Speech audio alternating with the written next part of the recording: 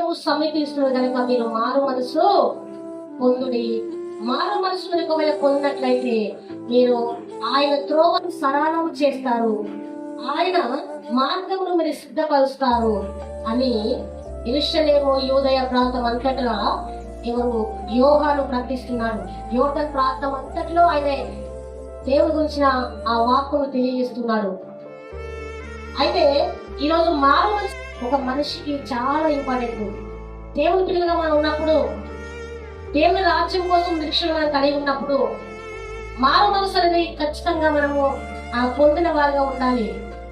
లోకస్తులకు మనకు తేడా అనేది మనం ఖచ్చితంగా మన క్రియల్లో మనం చూపిస్తూ ఉండాలి. ఎందుకంటే మారు మనసు పొందకుండా, దేవుని చిత్తాన్ని తెలుసుకోకుండా, దేవుని అడుగుజాడలో నడవకుండా, ఆయన ఏమి చెప్తున్నాడో అది చేయకుండా మనం ఎన్ని రోజులు ఇలా ఉన్నా కానీ ఆయన రాజ్యానికి మనం పాత్రలము కాదే కాదు. పరిశీలన ఎందుకు, పరిశీలన సదుకెందుకు మధ్య తేడా ఏంటి? పరిశీలనను సదుకెందుకు దేవుడు ఎందుకు హెచ్చరిస్తూ వెళ్ళినాడంటే, పరిశీలన యూదుల్లో మొట్టనిష్ట సనాతన భావాలు తెలియదు ధర్మశాస్త్రాన్ని వాళ్ళు మొక్కుడెక్కి చెప్తూ ముందుకు వాళ్ళు నడిపించేవారంట. అయితే వారి మాటలకు వాళ్ళ చేతులకు కొరతగా ఏముండదు కాదంట. వీళ్ళకి మంచి చేయమని చెప్తారంట, వీళ్ళు మంచి చేయరంట. వీరిని ప్రేమించమంటారంట, వీరు ప్రేమించాలంట. వీరు ఒకరికి సహాయం చేయమని చెప్తారంట, కానీ వీరు సహాయము చేయరంట. ఇతరులకు చెప్పేవారినే ఉన్నారు కానీ చేసేవారిగా లేరు. చాలా మంది ఇతరులకు సలహాలు ఇవ్వమంటే ఇప్పుడు వందల వేల లక్షల సలహాలు ఇస్తారు. సలహాలు ఇవ్వడము చిన్న మాటే. ఎవరిని ఇస్తారు సలహాలు, కానీ పాటించేవారు కావాలి.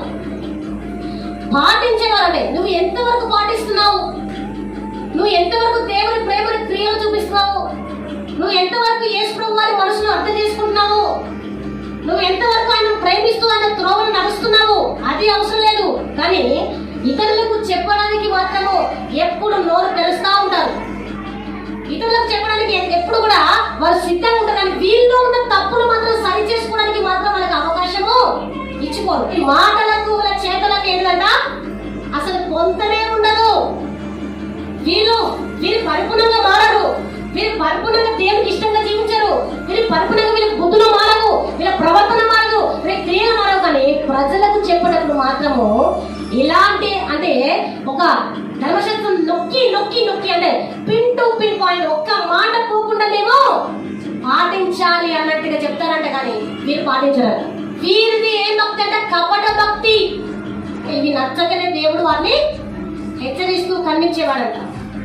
వీరు చేసే విధానం తప్పు, వీరు కరెక్ట్ త్రోవలో లేరని చెప్పి యేసుప్రభువు ఊకే వారిని గద్దిస్తూనే ఉండేవాడంట.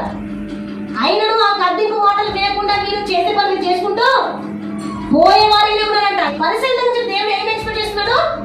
మారు మనసు. మీరు ఫస్ట్ మారండి అయ్యా, మీరు మారి ఇతరులకు బోధించండి. మోషే ధర్మశాస్త్రం నొక్కి నొక్కి చెప్తున్నారు, మీరు పాటించట్లేదు. యూదులో మతనిష్ట అంటే ఎంత నిగ్రహంగా ఉన్నారో అని అది బయట అంటే కపట భక్తి.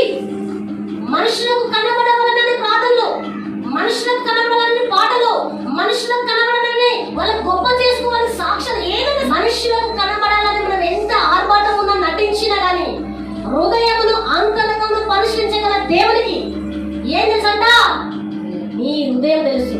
నువ్వు కపట భక్తి చేస్తున్నావో, నిజమైన భక్తి చేస్తున్నావో, నువ్వు నిజంగా దేవుని అడుగుజాడలు నడుస్తున్నావో, ఆయన చిత్తాన్ని నెరవేర్చే వాడిగా ఉంటున్నావో, అది నీ మనసుకే అప్పచెప్తున్నాడు. అసలు ఎలాంటి వారంట? ఎలాంటి వారు?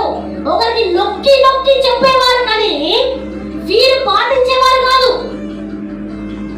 అంటే మనుషులు ఈరోజు ఇతరుల మీద నిందలు మోపడానికి, ఇతరులను బాధించడానికి, ఇతరుల మీద చిన్న చూపు చూడడము, ఇతరులను గాయపరచడము, ఇతరుల తప్పులు వెతికి చూపించడమే కానీ వారిలో ఉన్న లోపాలు మాత్రము వారు సరి చేసుకోవట్లేదంట. ఎన్నిసార్లు చెప్పిన మార్పు అనేది కనిపించని బిడ్డలో మీరు ఎవరి సంతానం అంట? సైతాను సంతాన, సర్ప సంతానమా? మీకు బాప్తిసం విలువ తెలుసా? మీరు దేవుని మాటలు కలిగి విన్నారా? ఆ మారు మనసు కలిగిన జీవితము మీలో ఉన్నదా? బాప్తిసము తీసుకున్నటకు వీరితో కూడా మీరు అదే లైన్ లో వస్తున్నారే సర్వ సంతానమా?